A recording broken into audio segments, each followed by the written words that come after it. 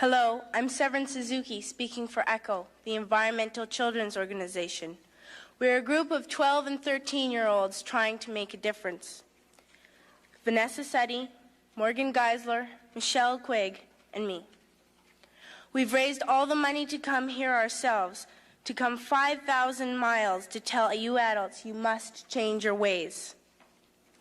Coming up here today, I have no hidden agenda. I am fighting for my future. Losing my future is not like losing an election or a few points on the stock market. I am here to speak for all generations to come. I am here to speak on behalf of the starving children around the world whose cries go unheard. I am here to speak for the countless animals dying across this planet because they have nowhere left to go. I am afraid to go out in the sun now because of the holes in our ozone. I am afraid to breathe the air because I don't know what chemicals are in it. I used to go fishing in Vancouver, my home, with my dad, until just a few years ago we found the fish full of cancers. And now we hear of animals and plants going extinct every day, vanishing forever. In my life, I have dreamt of seeing the great herds of wild animals, jungles and rainforests full of birds and butterflies. But now I wonder if they will even exist for my children to see. Did you have to worry of these things when you were my age? All this is happening before our eyes, and yet we act as if we have all the time we want and all the solutions. I'm only a child, and I don't have all the solutions. But I want you to realize, neither do you. You don't know how to fix the holes in our ozone layer. You don't know how to bring the salmon back up a dead stream. You don't know how to bring back an animal now extinct. And you can't bring back the forest that once grew where there is now a desert. If you don't know how to fix it, please stop breaking it.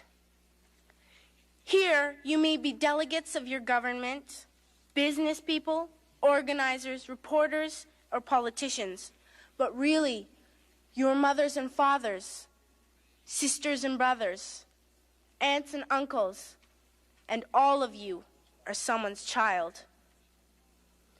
I'm only a child, yet I know we are all part of a family. 5 billion strong. In fact, 30 million species strong. And borders and governments will never change that. I'm only a child, yet I know we are all in this together and should act as one single world towards one single goal.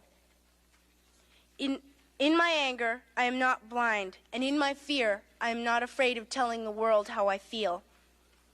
In my country, we make so much waste. We buy and throw away, buy and throw away, buy and throw away, and yet northern countries will not share with the needy. Even when we have more than enough, we are afraid to share. We are afraid to let go of some of our wealth. In Canada, we live the privileged life, with plenty of food, water, and shelter. We have watches, bicycles, computers, and television sets. The list could go on for 2 days. 2 days ago, here in Brazil, we were shocked when we spent time with some children living on the streets. This is what one child told us. I wish I was rich. And if I were, I would give all the street children food, clothes, medicines, shelter, and love and affection.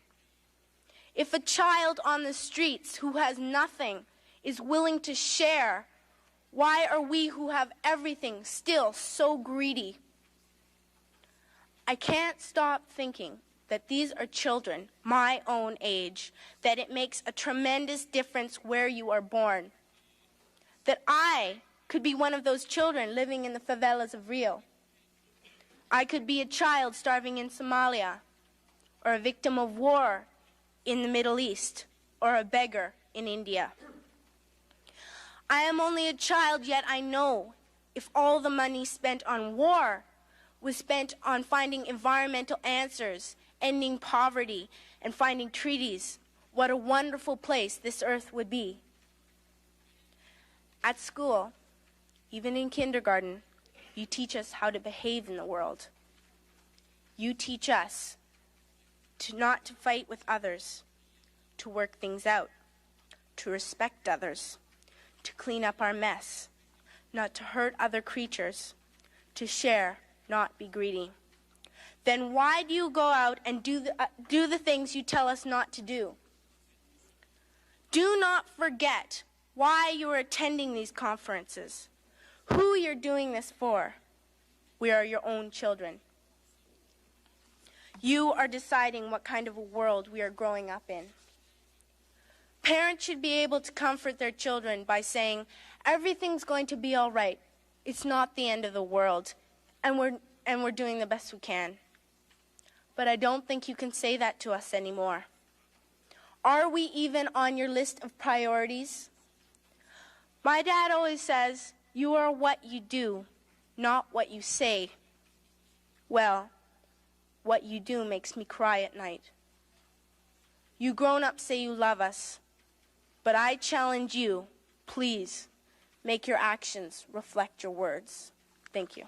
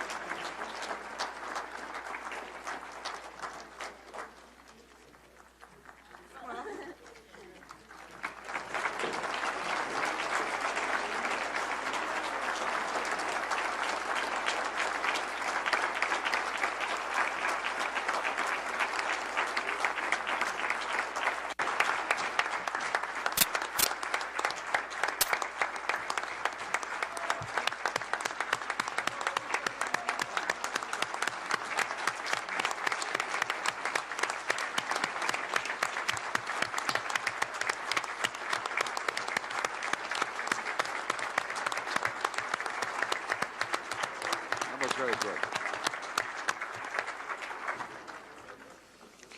I would like to thank you, the four of you, for your participation in this conference and for reminding us that we are responsible for the world and for the future generations, and also for reminding us that we are responsible not only for our words but also for our actions. I am keenly aware that what the four of you have said to us makes us all feel, to make a quote of a Brazilian poet, that we all have two hands and the sentiment of the world. And I think this is what you have expressed.